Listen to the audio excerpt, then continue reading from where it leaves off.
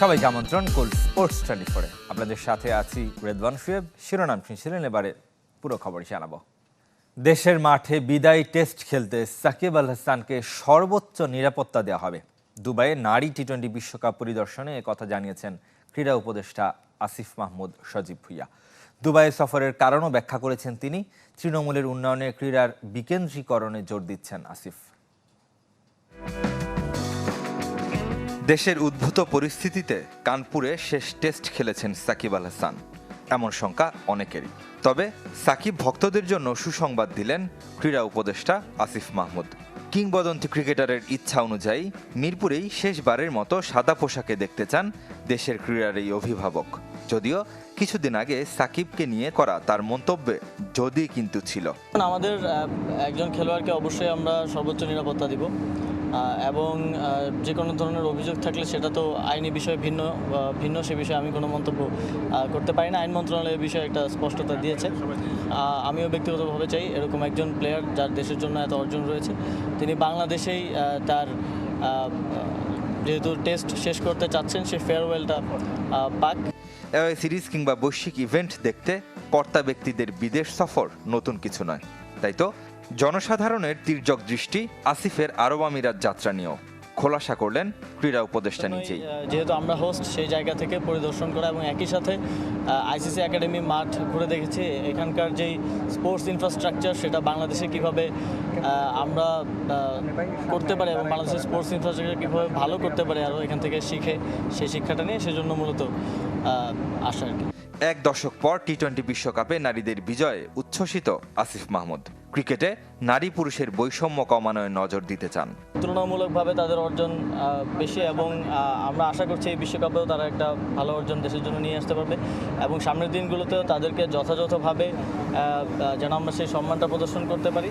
এই অবহেলার জায়গাটা যাতে, এই অভিযোগটা যাতে আর না আসে, সেজন্য আমরা কাজ করব।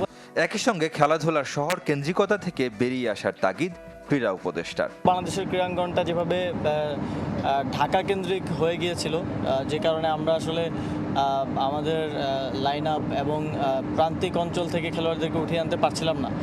সেই জায়গাটাকে অ্যাড্রেস করার জন্য আমরা আবার এটা বিকেন্দ্রীকরণ করার কথা ভাবছি। ছাত্র জনতার অভ্যুত্থানের পর থেকে থমকে আছে দেশের ক্রীড়াঙ্গন। পরিস্থিতি স্বাভাবিক করা বড় চ্যালেঞ্জ ক্রীড়া উপদেষ্টার। রেদওয়ান শুয়েব, চ্যানেল 24। এই যে আমার ব্যাংক আরএফএল গ্যাস স্টোভ, এর সায়েন্টিফিক নজল আর ব্রাশ বার্নার তাপকে সমানভাবে ছড়িয়ে খরচ বাঁচায় 25%। আরএফএল গ্যাস স্টোভ, নিরাপদ ও গ্যাস সাশ্রয়ী। এবার জেবিকো গোল্ড টিভি সৌজন্যে ভারত বাংলাদেশ সিরিজের খবর।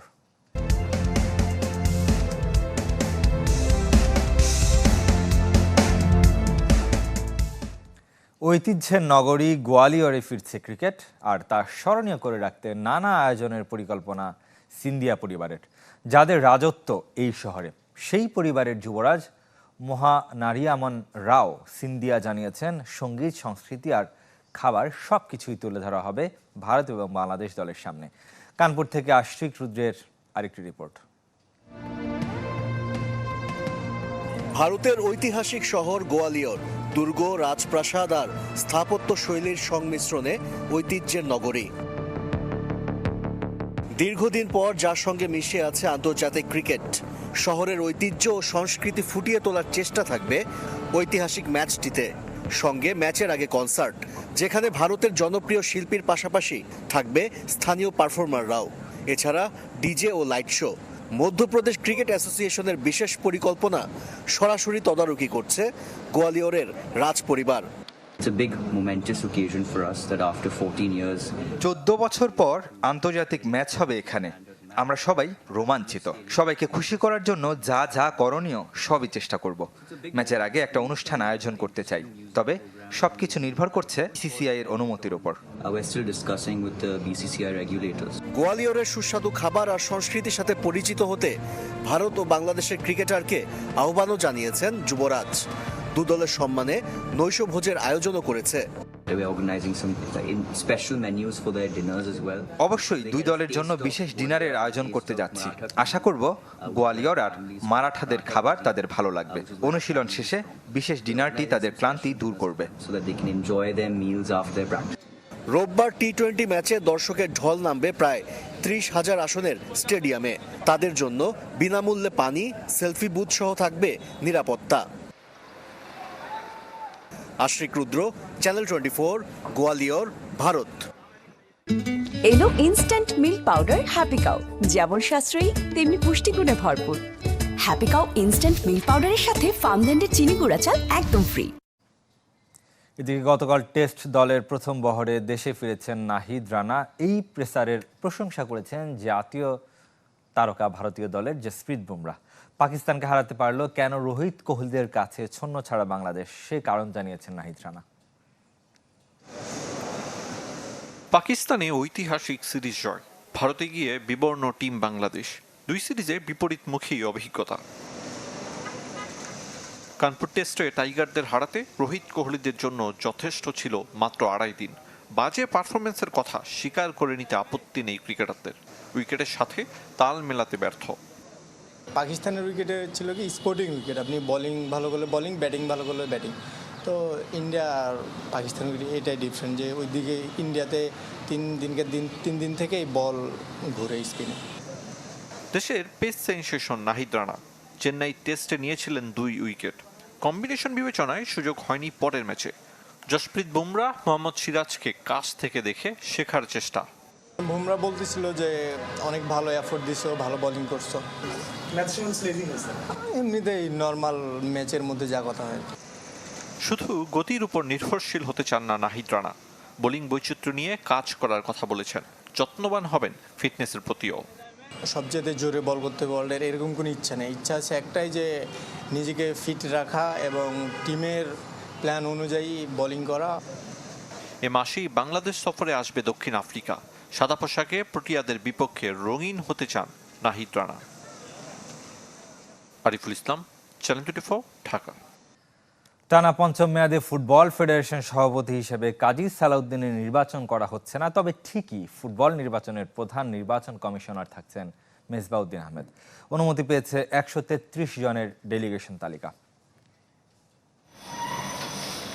শরতের বৃষ্টি ভেজা দিনে ফুটবল ফেডারেশনে কাজী সালাউদ্দিন সম্ভাব্য শেষবার নির্বাহী কমিটির সভায় সভাপতিত্ব করেন আলোচিত সমালোচিত বাফুফে সভাপতি।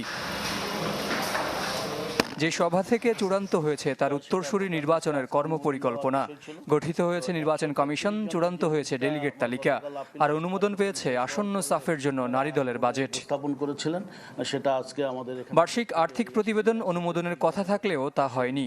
পর্যালোচনার জন্য পাঠানো হয়েছে ফিনান্স কমিটিতে। 26 অক্টোবরের নির্বাচন পরিচালনার দায়িত্বে পুরনো মুখ মিসবাউদ্দিন আহমেদ। পঞ্চম মেয়াদে তিনি থাকছেন প্রধান নির্বাচন কমিশনার। বাকি 2 সদস্য সুপ্রিম কোর্টের আইনজীবী এহসানুর রহমান ও সাবেক আমলা সুরাইয়া আক্তার জাহান। গত যে নির্বাচনগুলি অনুষ্ঠিত হয়েছে সেই নির্বাচনগুলি উনি খুব সুচারুরূপে পরিচালনা করেছেন। ওনার উপরে সবাই কনফিডেন্ট ছিল বিদায় তাকে আবার পুনরায় প্রস্তাব করা হয়েছে এবং বোর্ড সেটা সম্মতি দিয়েছে। ওনার উপরে সবাই আস্থা রেখেছেন বিদায় বা বিকল্প নাম নিয়ে আলোচনা হয়। আপিল কমিটির সুপারিশ করা ডেলিগেশন তালিকা অনুমোদন দিয়েছে নির্বাহী কমিটি। 139 ক্লাব ও সংস্থার মধ্যে চূড়ান্ত হয়েছে 133টি। আপিল শুনানিতে ভোটাধিকার বাতিল হয় ফেনী, গোপালগঞ্জ, শেরপুর ও লালমনিরহাট জেলা ফুটবল অ্যাসোসিয়েশনের। আদালতে মামলার কারণে আগেই বাদ পড়েছিল যশোর ও সাতক্ষীরা ডিএফএ।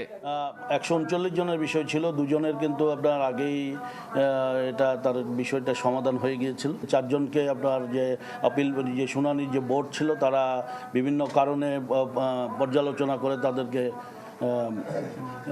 স্যাংশন দিয়েছেন। সেই কারণে আমরা সেটাতে আপনার দেখেছি ওনাদের যেটা বিষয় এবং ওনাদের উপর সর্বোচ্চ সম্মান রেখে যতটুকু ওনারা করেছেন সেটারই আজকে বোর্ডে যেটা আসছে 133 জনের সেটারই অ্যাপ্রুভাল দেওয়া হয়েছে। 19 সদস্যের নির্বাহী কমিটির সভায় এদিন সশরীরে উপস্থিত ছিলেন 10 জন।